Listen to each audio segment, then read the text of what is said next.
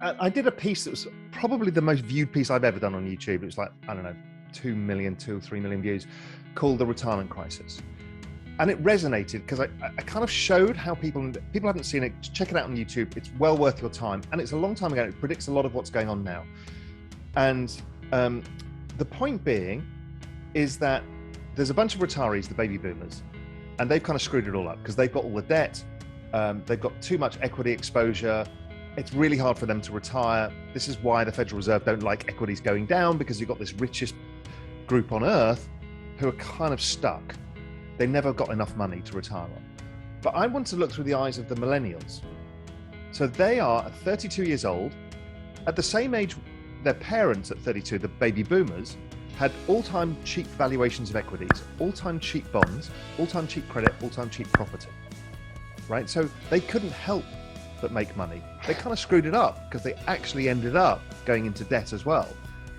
But they couldn't help but make money. So then the millennials had the opposite, all-time record valuations of equities, all-time record valuations for bonds, all-time record credit, all-time record highs in property. So I'm like, these guys are screwed unless something else comes along. And that thing is crypto. Because the future expected return of crypto, it's been growing at 213% a year in returns. That's how much it makes, even though it's very volatile. Sometimes it's down 70%. Over time, you're making 213% a year.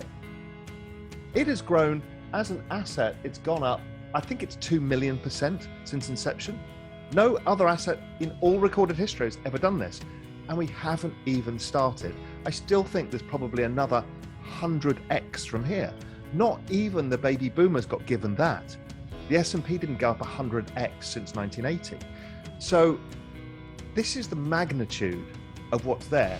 So I'm screaming from the rooftops saying, you might be cynical. You might think you don't understand it.